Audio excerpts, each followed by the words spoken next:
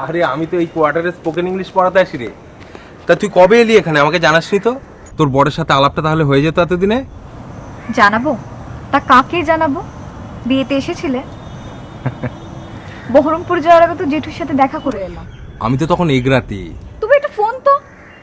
তার মানে তুই সেই কারণে এখন তোর ঘরটা আমাকে দেখাবি না, তাই তো? আরে ধুর, চলো চলো, এসো, দাঁড়াও, বালতিটা নিয়ে আসি।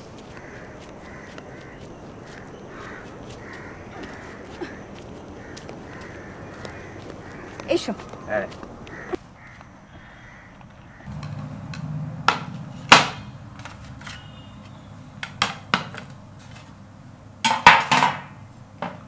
জানি তুমি চা খেতেই বেশি ভালোবাসো, কিন্তু আমাদের গাছের আম পোড়ার শরবতটা খেয়ে দেখো। তোর মনে আছে না, তোদের বাড়িতে গেলে এই ছোট কাকিমা আমার জন্য ডাবল ডিমের অমলেট করে আনতো, আমি ভালোবাসতাম বলে।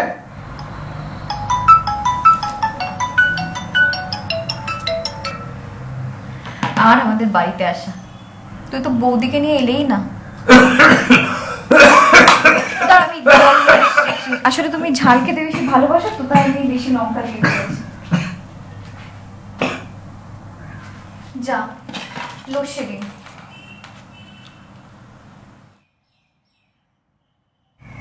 কোয়ার্টারে কারেন্ট চলে গেলে আর ঘরে থাকা যায় না। উফ, যা ভ্যাপসা গরম। আহা, শরবতটা বেশ বানিয়েছিস তা। দেখো, বৌদি কি এখনো সেই শুধু শনি রোববারই বাড়িতে আসে? হ্যাঁ, ওই আর কি, এসেও বাড়ি থাকে না, গিটার বাজানো শিখতে যায়। আমিও তাই শনি রবিবার কাজ নিয়ে নিয়েছি, এই যে স্পোকেন ইংলিশ। হ্যাঁ, তুমি তো বললে।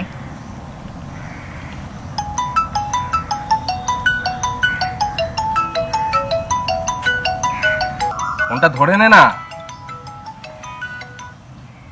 তোমার ভগ্নিপতি আমার সাথে কথা বলার জন্য ফোন করেনি, আমার ফোনটা বিজি আছে কিনা সেটা চেক করার জন্য ফোন করে। মানে, ও নতুন বউ তাই সন্দেহ? ব্যাপারটা তুমি যত সাধারণ ভাবছো, ব্যাপারটা কিন্তু অত সাধারণ নয়। ও আমার উপর নজরদারি করার জন্য তিনজন প্রাইভেট ডিটেকটিভ লাগিয়েছিল, ভাবতে পারছো? ও তাই?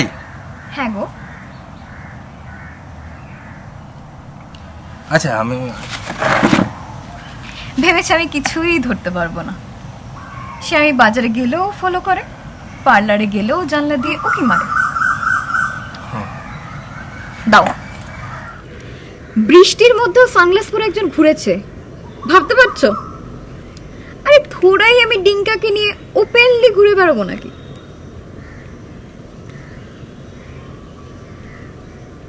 কারেন্ট এলো গো বনি। যাই ঝুমুর দি।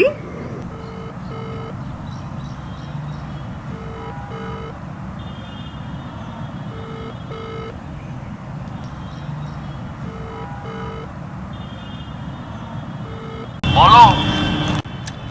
আপনার স্ত্রীর মনটা খুব নরম, বুঝলেন? মানে মানে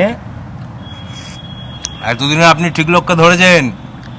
যার তু তো দাদাকে দেখে গড় গড় করে সব বলে দিল। জানতে পেরে গেছো? কে? নিশ্চয়ই মারোয়ারি ছেলেটা, তাই তো? আমি ঠিক জানি। আরে দাঁড়ান দাঁড়ান, বলতে দিন। ছেলেটার নাম হলো ডিঙ্কা। কোথায় দেখা টাকা করে একদিনও দেখতে পেলাম না, বুঝলেন? নিশ্চয় অন্য কোথাও হবে। স্যার, প্রাইভেট ডিটেকটিভ হয়েছো? ভাগ্যিস তোমাকে 10,000 টাকা অ্যাডভান্স দিইনি। টিঙ্কাকে জানো? ঝুমুর বৌদি নবচরের ছেলে। ওর সাথে বনি লুকোচুরি খেলে, bloody fool. Hello hello,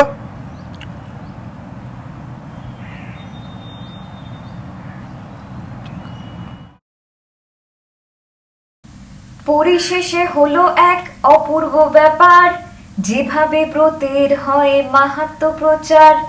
Vidarbha নগরে এক গৃহস্থ ভবনে নিয়োজিত বামাগণ ব্রতের সাধনে। ভিন্ন দেশবাসী এক বণিকত নয়, সেই উপস্থিত হলো ব্রতের সময়।